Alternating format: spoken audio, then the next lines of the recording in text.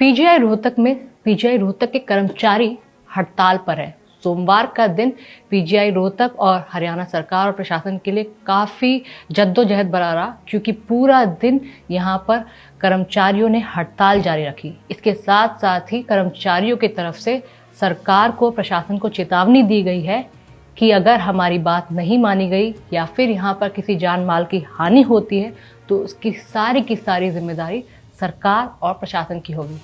राम राम, आप देख रहे हैं इंडिया न्यूज़ हरियाणा। मेरा नाम है आरती अग्रवाल। जी हाँ दोस्तों, पीजीआई रोहतक जो पीजीआई की एक बहुत बड़ी, एक तरह से कह सकते हैं पुरानी सरकारी हॉस्पिटल है, जहाँ पर इलाज होते हैं। पीजीआई रोहतक है, फिर पीजीआई खानपुर है, पीजीआई चंडीगढ़ है, और ये बहुत बड़ी एक तरह से लीग वाली हॉस्पिटल्स हैं जहाँ पर इलाज होते हैं। लेकिन यहाँ के कर्मचारियों ने हड़ताल की हुई है। उनकी मांग है कि उन्हें परमानेंट कर दिया जाए, उनको HKRN में लिस्टेड किया जाए।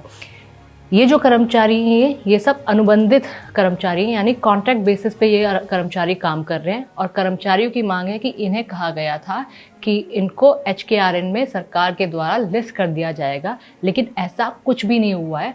इसलिए अपनी मांगों को लेकर अड़े हुए हैं। फिलहाल इमरजेंसी सेवाएं तो जारी हैं, लेकिन जितने भी कॉन्ट्रैक्ट बेसिस पे कर्मचारी हैं वो चाहते हैं कि उनको HKRN में भर्ती कर दिया जाए। ये चाहते हैं कि ठेका प्रथा यानी कॉन्ट्रैक्ट बेसिस वाली जो प्रथा है उसको जल्दी से ख़त्म किया जाए, क्योंकि होता क्या है, जो कॉन्ट्रैक्टर होते हैं, जो कर्मचारियों के भी कॉन्ट्रैक्ट्स लेते हैं, जिनके कॉन्ट्रैक्ट के आधार पे इनको हॉस्पिटल्स में अपॉइंटमेंट दिया जाता है, वो कई बार क्या होता है अपने हाथ पीछे खींच लेते हैं। इस वजह से उनकी नौकरी अचानक से चली जाती है। यही कारण है कि जो कई सालों से कर्मचारी काम कर रहे हैं, उनकी मांग है कि उनको प्रशासन और सरकार, हरियाणा सरकार द्वारा बाकायदा लिस्टिंग किया जाए, HKRN में उन्हें अनुबंधित से हटाकर लिस्ट किया जाए ताकि उनकी नौकरी सुरक्षित हो जाए। यही कारण है कि इतनी ठंड में वो लोग बैठे हुए हैं। इसके साथ साथ उन्होंने ये भी चेतावनी दी है कि इस ठंड में बैठे हुए कर्मचारी जो लगातार हड़ताल कर रहे हैं, अगर किसी की भी जान माल का नुकसान होता है तो उसकी पूरी की पूरी जिम्मेदारी, उसकी पूरी की पूरी का जिम्मेदार सरकार और प्रशासन को ठहराया जाएगा।